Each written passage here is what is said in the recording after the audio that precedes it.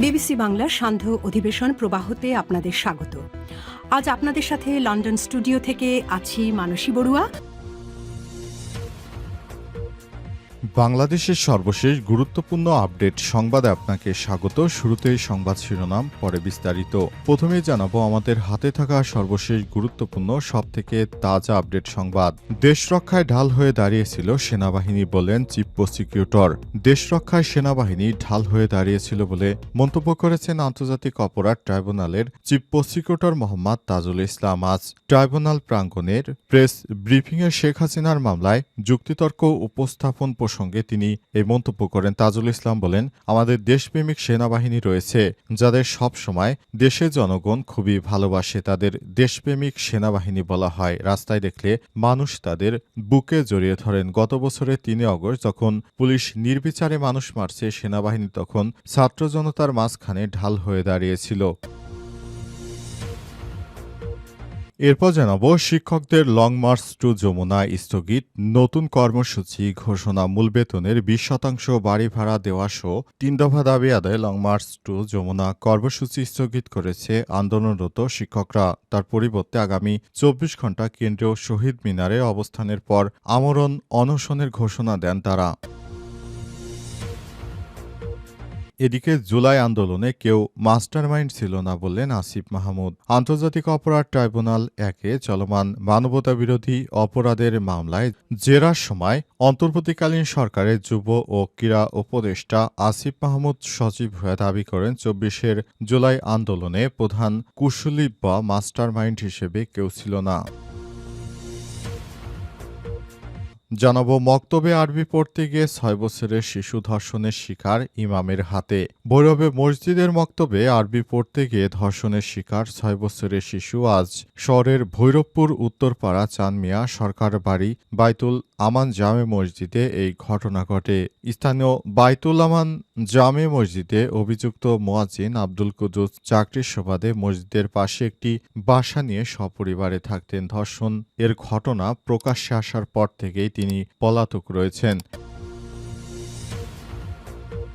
এবং সর্বশেষ জানাবো ফ্ল্যাট থেকে নারী এনজিও কর্মীর ঝুলন্ত মরদেহ উদ্ধার। হোমনা উপজেলা রামকৃষ্ণপুর বাজারে একটি ফ্ল্যাটে বাসা থেকে মাহমুদা আক্তার ২৯ নামের এক নারী এনজিও কর্মীর ঝুলন্ত লাশ উদ্ধার করেছে পুলিশ। আজ মাহমুদা আক্তার কুমিল্লার দেবিদ্বার উপজেলার বাক্সার গ্রামের রবিউল আলের স্ত্রী এবং পদক্ষেপ এনজিও রামকৃষ্ণপুর শাখার ফিল্ড অফিসার। তার স্বামী প্রবাসে থাকেন।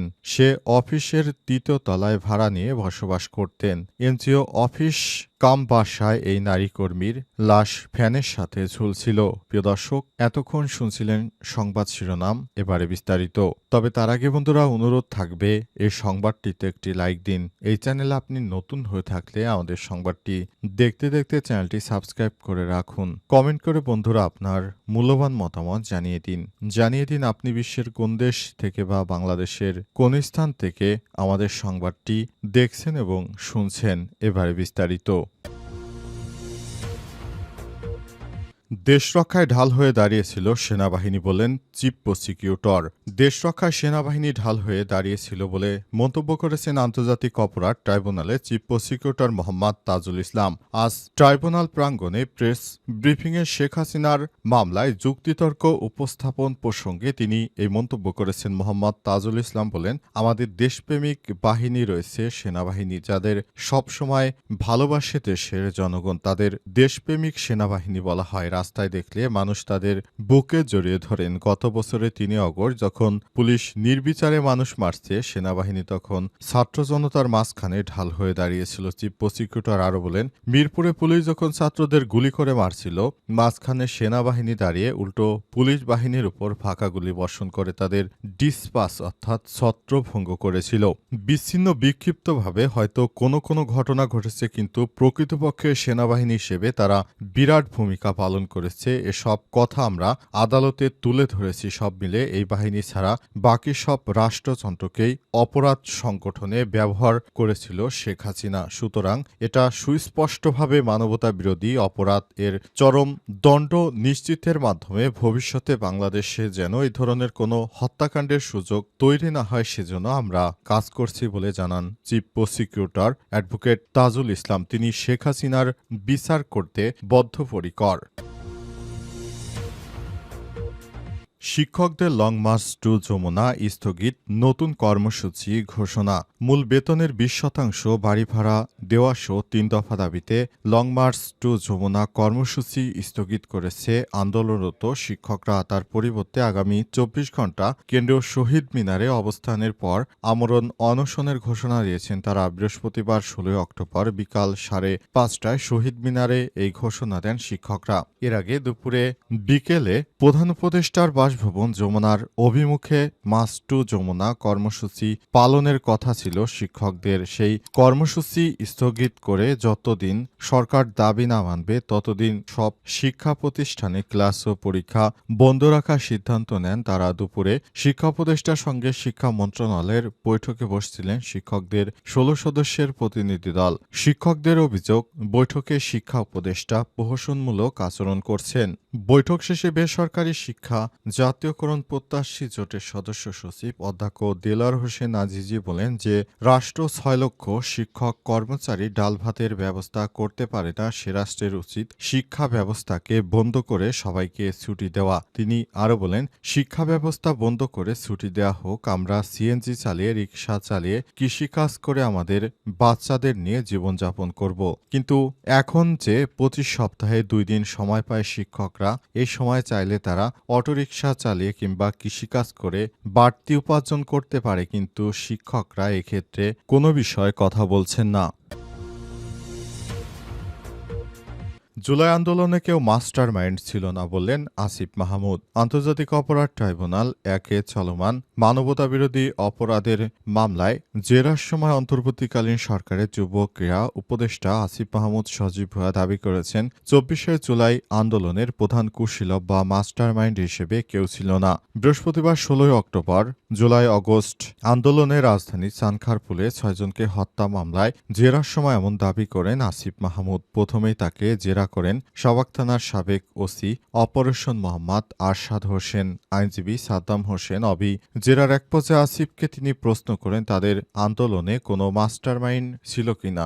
জবাবে অন্তর্বর্তীকালীন সরকারের উপদেষ্টা বলেন, গত বছর ৫ই জুন কোঠাপোথা পুনর্বহালের রায়ের পর আমরা ৫৮ জন সমন্বয়ক সহ সমন্বয়ক মিলে বৈষম্যবিরোধী ছাত্র আন্দোলনের ব্যানারে আন্দোলন শুরু করি। এতে কোনো রাজনৈতিক দলের ইন্ধন ছিল না, আন্দোলনের প্রধানও কেউ ছিল না, সমন্বয়কদের সবার মর্যাদা সমান ছিল বলে জানান তিনি। যোগাযোগ মাধ্যমে কি ছিল আইনজীবীর এমন প্রশ্নে আসিফ মাহমুদ বলেন, যোগাযোগের মাধ্যম হিসেবে আমরা ফেসবুক, হোয়াটসঅ্যাপ ব্যবহার করেছি। ফেসবুক, হোয়াটসঅ্যাপ ব্যবহার করে আমরা আমাদের কাজকর্ম করেছি বলে জানান তিনি। অন্তর্বর্তীকালীন সরকারের প্রধান উপদেষ্টার এই উপদেষ্টা আরও জানিয়েছেন, শেখ হাসিনা যে স্বৈরাচারী কায়দায় শিক্ষার্থীদের হত্যা করেছে সেখান থেকে মানুষের ক্ষোভের জন্ম নেয় এবং এক পর্যায়ে তাকে দেশ ছেড়ে পালাতে বাধ্য করা হয়। এজন্য অন্তর্বর্তীকালীন সরকারের প্রধান উপদেষ্টা বলেন, দেশের মানুষ সেদিন ক্ষোভে ফুঁসে ওঠে, কারণ অসংখ্য মানুষকে শেখ হাসিনা বিচার বহির্ভূত গুম-খুন করে হত্যা করেছে। এই হত্যাকাণ্ড দেখে মূলত দেশের মানুষ আর ঘরে থাকতে পারেনি, তারা সেদিন রাস্তায় নেমে আসে। এর ফলেই সেদিন হাসিনার পতন হয়ে গিয়েছিল। মক্তবে আরবি পড়তে গিয়ে ৬ বছরের শিশু ধর্ষণের শিকার। ভৈরবে মসজিদে মক্তবে আরবি পড়তে গিয়ে ধর্ষণের শিকার হয়েছে ৬ বছরের এক শিশু। আজ শহরের ভৈরবপুর উত্তরপাড়া চানমিয়া সরকারের বাড়ি বাইতুল আমান জামে মসজিদে এই ঘটনা ঘটে। তবে ঘটনাটি প্রকাশ পায় বুধবার। স্থানীয় বাইতুল আমান জামে মসজিদের অভিযুক্ত মুয়াজ্জিন আব্দুল কুদ্দুস চাকরির সুবাদে মসজিদের পাশে একটি বাসা নিয়ে সপরিবারে থাকেন। ধর্ষণের ঘটনায় প্রকাশের পর থেকে সপরিবারে পলাতক রয়েছেন ওই মুয়াজ্জিন কুদ্দুস। স্বজনদের সূত্র থেকে জানা গেছে, ভুক্তভোগী শিশুর বাবা পরিবার নিয়ে শহরের একটি বাড়িতে ভাড়া বাসায় থাকেন। প্রতিদিনের মতো বুধবার সকালে শিশুটির মা মসজিদে মক্তবে আরবি পড়তে যেতে বলেন, কিন্তু ভুক্তভোগী শিশু মক্তবে যেতে অনাগ্রহ প্রকাশ করে। পরবর্তী তার মা মক্তবে যেতে জোরাজুরি করলে শিশুটি নিচে মরে যাবে বলে তার মাকে বলেন। এরপরই তার মা বুঝতে পারে তার মেয়ের সঙ্গে কিছু একটা হয়েছে। পরবর্তী ভুক্তভোগী শিশু তার মাকে বলে, মক্তবের মুয়াজ্জিন প্রতিদিনই তাকে শারীরিক নির্যাতন করে, শিশুটিকে ধর্ষণ করে। বুধবার রাতে শিশুটি গুরুতর অসুস্থ হয়ে পড়লে তাকে উপজেলা স্বাস্থ্য কমপ্লেক্সে নিয়ে গিয়ে চিকিৎসা দেওয়া হয়। তার অবস্থা অবনতি হয়। উন্নত চিকিৎসার জন্য কিশোরগঞ্জ সদর হাসপাতালে রেফার করা হয়েছে। সেখানকার চিকিৎসকরা বর্তমানে কিশোরগঞ্জ সদর হাসপাতালে চিকিৎসাধীন রয়েছে শিশুটি। এই ঘটনার পরপরই অভিযুক্ত ইমাম এলাকা থেকে পালিয়ে গেছে।